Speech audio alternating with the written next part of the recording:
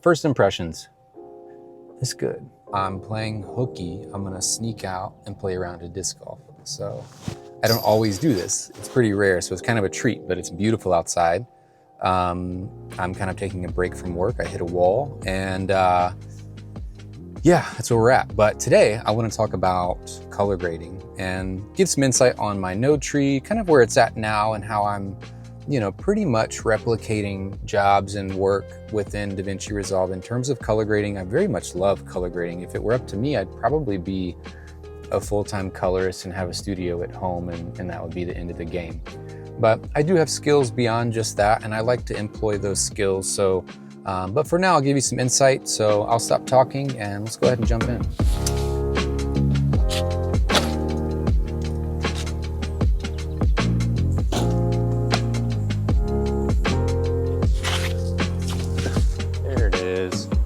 So there we go. In the node tree, first one, pretty obvious, but always gonna be like a noise reduction, which I typically leave off. This is just in place for when I need it. I've been playing with the AI ultra noise reduction. Right side. And I mean, I won't say that it's bad, but if I don't need it, then I'm not gonna use it. For the most part, I'm shooting at ISO, 1000, 1600. Try not to jump above that if I don't need to. So, you gotta see this. There you go. Good stuff. So that's pretty much always gonna be node number 1. Let's jump to node number 2. All right, so next up is pretty obvious, but we're gonna do an exposure node. That's always gonna be driven by HDR.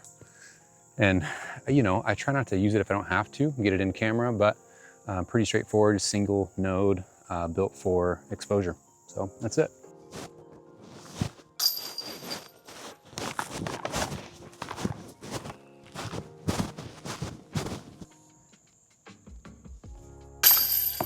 Got high, right side.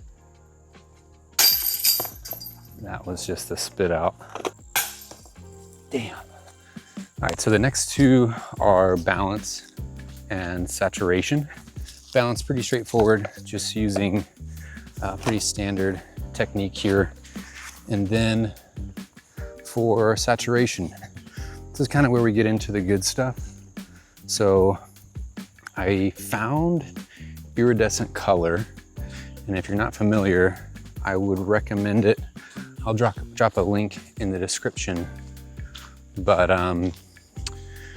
this is one dude putting together all these DCTLs, basically a suite. I mentioned this in my video yesterday, but there's saturation, there's hue compressor, and there's also some density tools, some split tone tools, and a couple others. Some are more like one size fits all, single DCTL to do a lot of things, but dude, it kind of pulls me away from having to use, basically your curves and,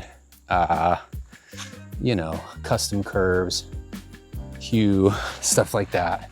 And it gives you a lot more flexibility, and I think it just works in a way that is more accurate in terms of how it works efficiently and also accurately without breaking an image, and kind of protects that. And we'll dive more into those. But the saturation that I'm using, I'll have to throw it on the screen, but it's fantastic. It works really well getting true to life colors, which I've always had a hard time doing.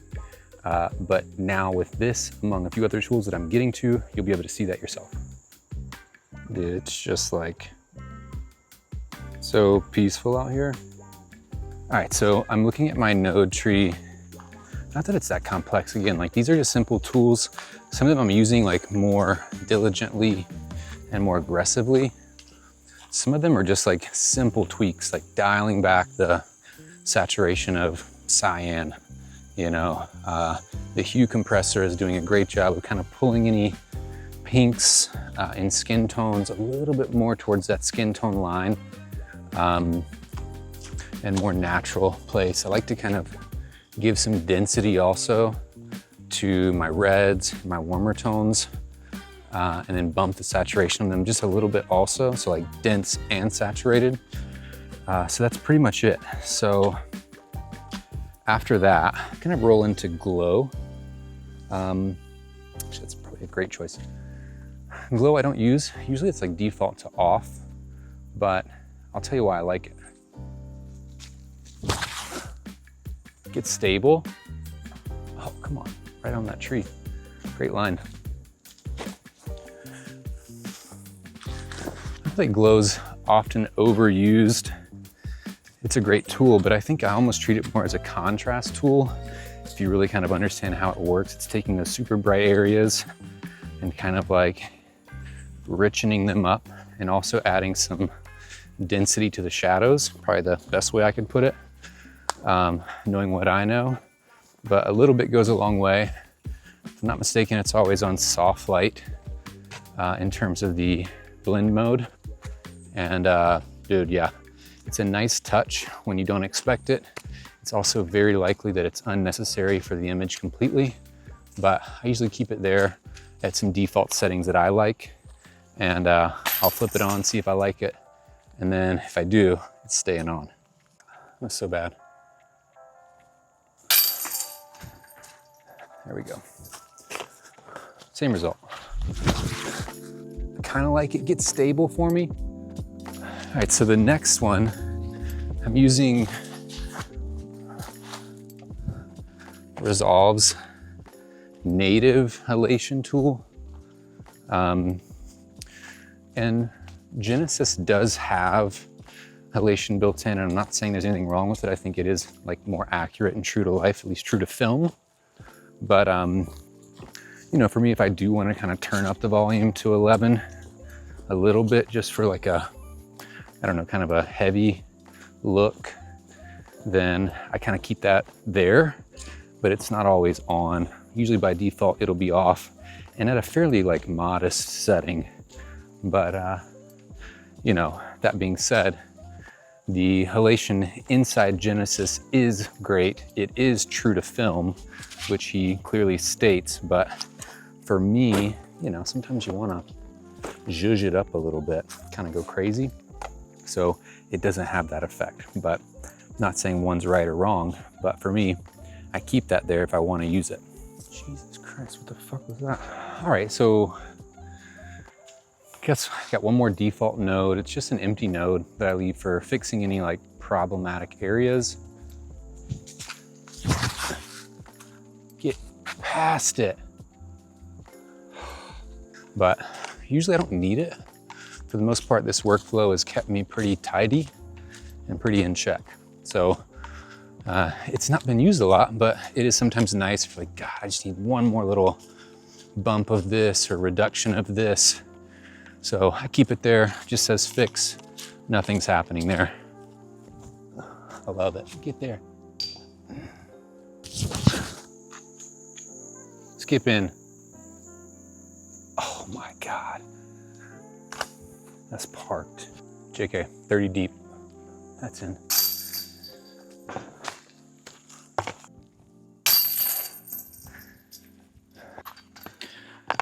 All right, that's it.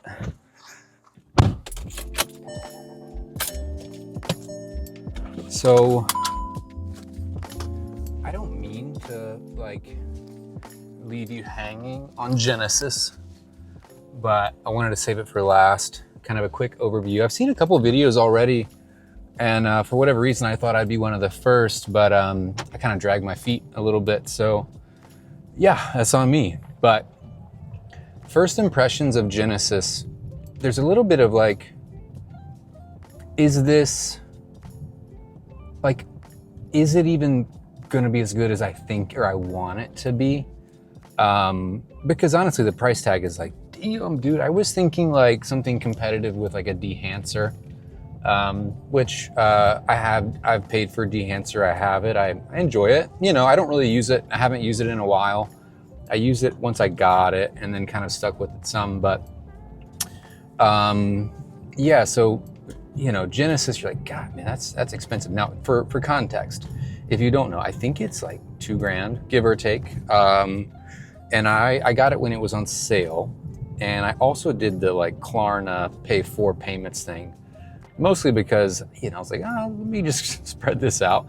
I did it where it was interest free and it was just like every 2 weeks I pay for it. It was just kind of a little bit easier to manage on my business. But anyway, first impressions, it's good. It's really good. I won't lie, it's really good. The print stocks, the negative film, you know, it's almost too simple. It's almost too simple to be like, wow, that's good. There's got to be more. Where's the rest of it? Like, what else is here? Surely there's more. Let me get active track on while I'm hitting it hard. So, yeah, but the reality is, you've got access to pretty amazing stocks. You know, if you're working in a DaVinci wide gamut, you know, kind of like workflow, out the gate, it just looks really good. It looks really good. I can't even tell you which stocks I'm like, you know, leaning to. I think it's 2393 I've been playing with. It's got a little more punch in the saturation. There's plenty of documentation on the different stocks and everything that's there. It does not take a rocket scientist to use this product. It's very straightforward. And I'm a big fan of Cullen Kelly. You know, I really am. And I also realize he's running a business too, right? Like, we've got to make money, sell products, and I'm sure he's raking it in, and that's great. He does a really good job. Some folks I've seen complain about his like email newsletters and how lengthy they are, but dude, the guy's employing like excellent copywriting and he knows what he's doing. Either that or he's hired somebody that does and they're doing a great job. The storytelling, all that stuff is all to kind of like push you over the edge. Anyway, I'm a victim of that, but I knew that this tool, if it's what I thought it was gonna be, which it was, I knew that it was going to kind of be my last stop, because for me, I have used Dehancer, I've bought in on Filmbox, I've bought in on Cineprint 16 and 35, which I think those are still valid and useful in certain situations, and I'll probably still use them. And I also got Sir, his, what's it called? I'm spacing what it's called. I'll put it on the screen, but Sir, which is retailed through Moment.co or whatever. He's got this kind of like film emulation pipeline thing that comes with LUTs, and it's, you know, it actually was pretty nice. I was using that more recently and very happy with the results. But really, there was some kind of like issues there. And then finding that Cullen was dropping this, I was like, I think this might be it. This might be it. Might be the last thing. So, and I say that loosely, I'm always changing and evolving my like workflow and the tools that I'm using. And I always want the best and also what's most practical, right? But there is some peace of mind with the Genesis plugin or whatever you want to call it. Because it does have, well, color scientists backing the product in terms of like the quality of it. Sorry if it's a little wobbly. And then it also, I know that Cullen's going to continue to refine it and make it better and probably expand on it. And then additionally, like knowing that it's accurately, not interpreting is the wrong word, but accurately depicting and emulating film stocks to the truest sense, not just like a reproduction or like the spirit of them, but like truly, you know, hitting the mark for the flavor of these classic stocks and prints, whatever. I don't know, it's kind of reassuring. It's like, okay, I know I have confidence. In the past, I'm like, I don't know, am I doing this wrong? Like, you know, am I using Flog2C right? Is it going to the right? You know, should this be first or last? Now it's like, dude, this shit, I feel good. I feel good. And everything leading up to that too, I know that it's operating in a sound environment, which is great. And then, like I said, the DCTLs, I don't mean to have like built so much time around the DCTLs from Iridescent Color, but dude, I mean, those, I don't know, like the two combined, meaning the Iridescent Color products, which are dirt cheap, and then Genesis, I can't imagine that you would need much more than that ever. So in short, in conclusion, what I would say is, if you're doing color grading on a small scale, probably like me, you know, I color grade almost every day, but it's like short form content, stuff like that. I realize I'm not doing production house work, but really for anyone, I feel like this would be a really great solution. And if you were starting out even, I would say, look, dude, save some money, invest in, you know, iridescent color DCTLs. I'm sure there are others on the market that are also fantastic. I know Cullen has some too. And then I would just invest in Genesis. And if that means, you know, leasing it or whatever, down payments, whatever, like I would say it's worth it. You know, you can get away with a dehancer or something like that, but I would say it's worth it to kind of say like, all right, cool. You're fully outfitted with what you need to do excellent color grading. So yeah, I think that's it for today. It's been fun. Tomorrow, I have no idea what we'll talk about. Probably business or, you know, some things like that. But that's it for today. I love you. Going home. Talk to you soon. Bye.